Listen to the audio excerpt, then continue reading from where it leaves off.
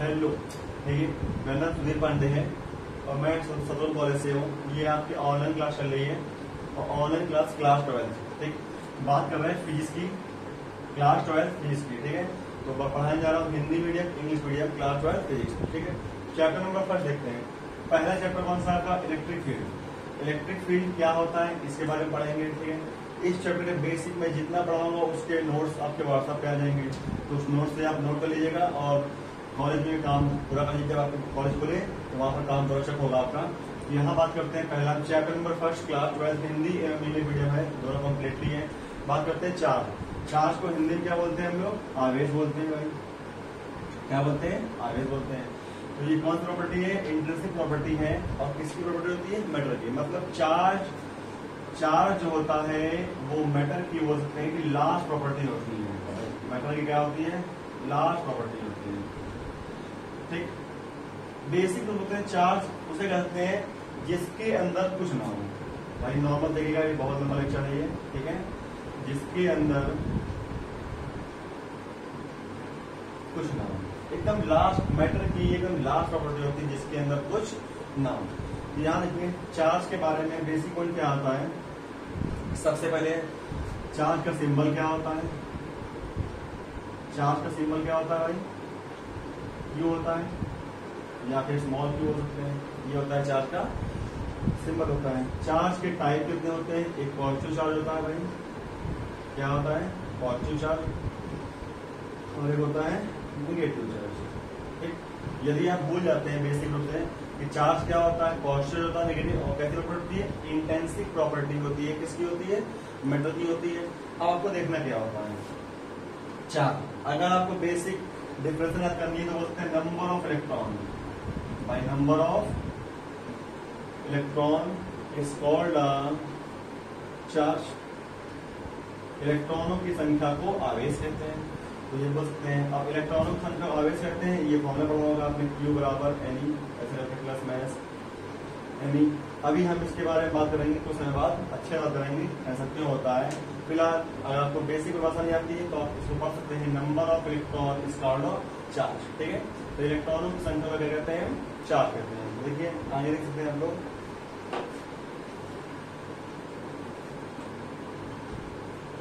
तो पहला पॉइंट क्या होता है, ठीक है।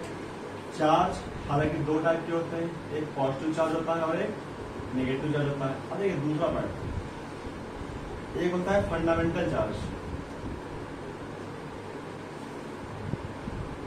क्या होता है? Fundamental charge. वो हमेशा एक इलेक्ट्रॉन पर होता है। किस पर होता है? एक इलेक्ट्रॉन पर। एक होता है फंडामेंटल चार्ज जो हमेशा किस पर होता है? एक इलेक्ट्रॉन पर होता है। जैसे देखिए इसे बोलते हैं मूल आवेश, हिंदी में क्या बोलते हैं भाई? मूल आवेश। और एक इलेक्ट्रॉन का चार्ज कितना होता है? 1.6 10⁻⁻⁻19 कूलम। अब सबसे पहले बोल सकते हैं कि ये सबसे कम चार्ज है, ऐसा बोलना भी भाई गलत बात है।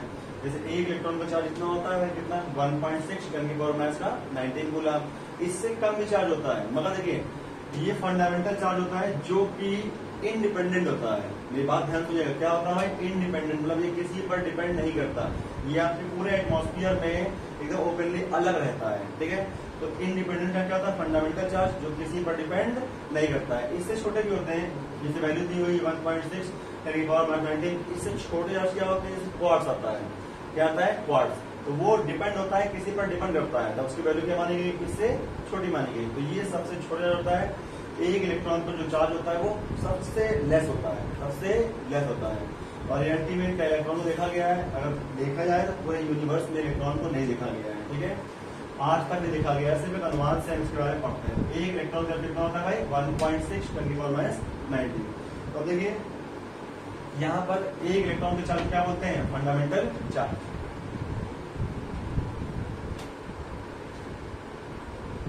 यहाँ बात होती है, जो चार्ज होता है वो स्पीड पर डिपेंड नहीं करेगा, कभी भी स्पीड पर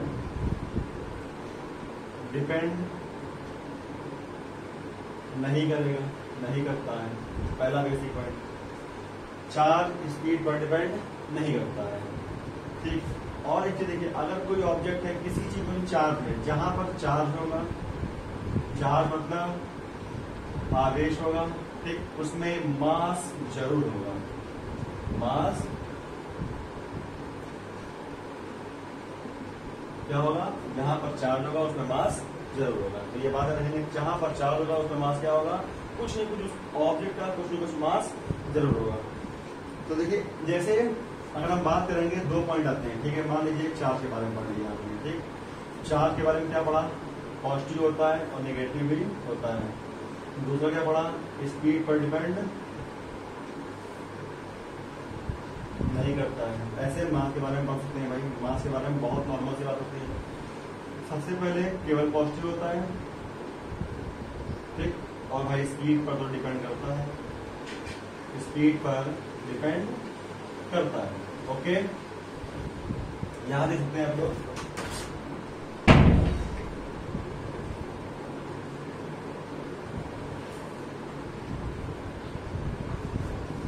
मास के लिए एक खास प्रॉपर्टी थी।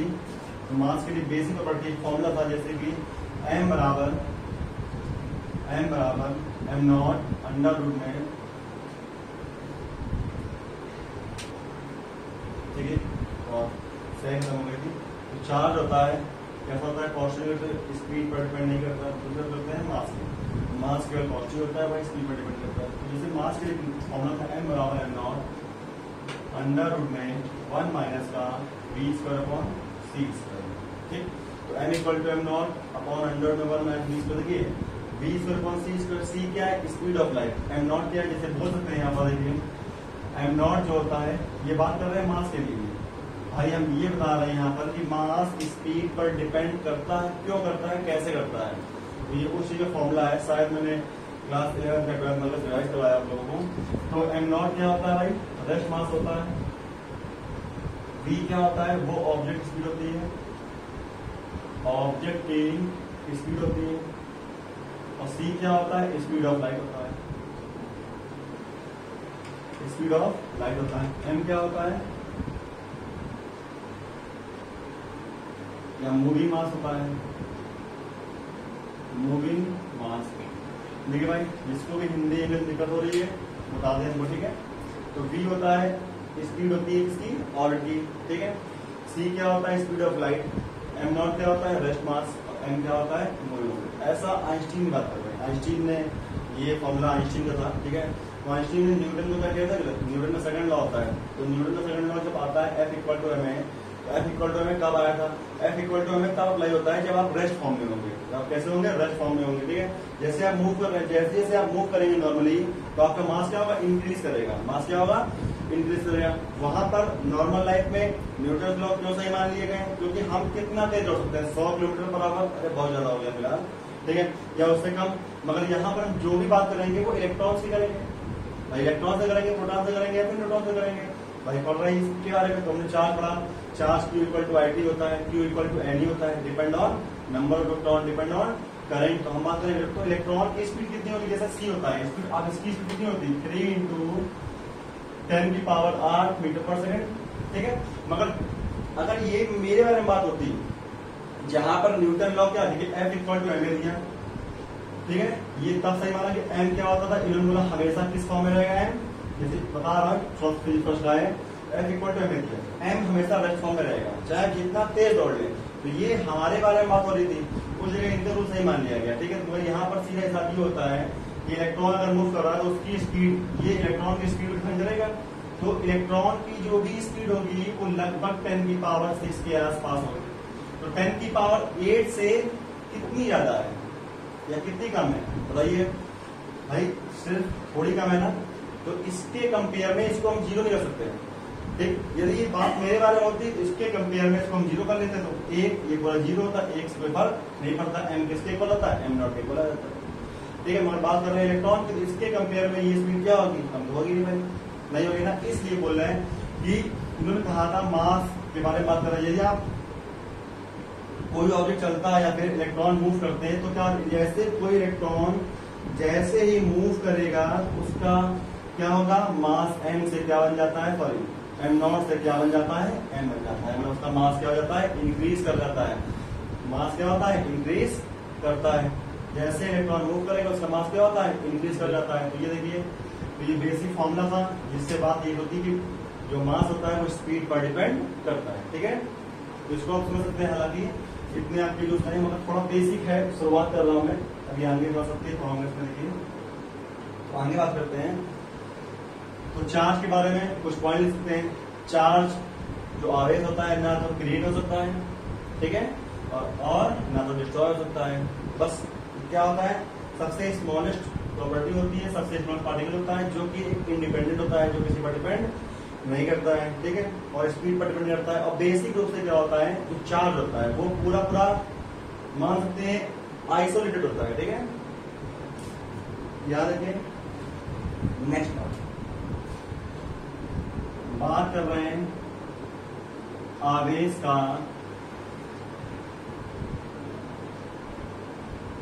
क्वांटीकरण, आपकी बुक में आएगा। ठीक है, नोट्स में भेज दूंगा। तो बात कर रहे हैं आवेश का क्वांटीकरण। अब देखिए आवेश का क्वांटीकरण, इसका मतलब होता है कि चार्ज जो होता है एकदम फिक्स होता है। जो भी आपका चार्ज होगा, चार्ज मतलब आवेश में फिर बोल रहा है, जो भी आपका चार्ज होगा, चार्ज एकदम फिक्स होता है। कैसा होता है भाई, एकदम फिक्स। फिक्स मतलब होता है एक इंटीजर होता है। कैसा होता है, एक इंटीजर होता है। जैसे देखिए -1 होगा, -2 होगा, -3, -4, या फिर 0 बोल सकते हैं, 1 बोल सकते हैं, 2 बोल सकते हैं, 3 बोल सकते हैं, ऐसी प्रॉपर्टी होगी। ठीक है, मतलब इंटीजर मतलब ये P/Q की फॉर्म में नहीं हो सकता। किस फॉर्म में, P/Q की फॉर्म में नहीं हो सकता। ठीक, अब क्यों, क्योंकि यहाँ पे Q बराबर, इसका फॉर्मूला होता है Q बराबर N। ठीक, Q बराबर N, जहां पर N को बोलते हैं नंबर ऑफ इलेक्ट्रॉन। N को हम लोग क्या बोलते हैं भाई, नंबर ऑफ इलेक्ट्रॉन। E क्या होता है, इलेक्ट्रॉन पर चार्ज होता है, जिसकी वैल्यू कितनी होती है 1.6 10⁻19 कूलम। और Q क्या होता है भाई, चार्ज होता है। तो Q बराबर N, मतलब यहाँ पर जो नंबर ऑफ इलेक्ट्रॉन, आप क्या बोलेंगे, एक इलेक्ट्रॉन है, 2 इलेक्ट्रॉन है, 3 इलेक्ट्रॉन है, 4 है, 5 है। आप बोलेंगे मेरे पास 2.5 इलेक्ट्रॉन है। एक तो इलेक्ट्रॉन इतना छोटा होता है, सबसे छोटा होता है इंडिपेंडेंट में, जो किसी पर निर्भर नहीं करता, उसमें सबसे छोटा क्या माना गया है, इलेक्ट्रॉन माना गया है। और पूरे ब्रह्मांड में आज तक इलेक्ट्रॉन को देखा भी नहीं गया, सिर्फ अनुमान है जिसके बारे में पढ़ते आ रहे हैं। ठीक है, तो यहाँ पर देखिए इलेक्ट्रॉन की कितनी वैल्यू होती है 1.6 10⁻19, और N क्या होता है, नंबर ऑफ इलेक्ट्रॉन। तो इलेक्ट्रॉन आपके 2.5 3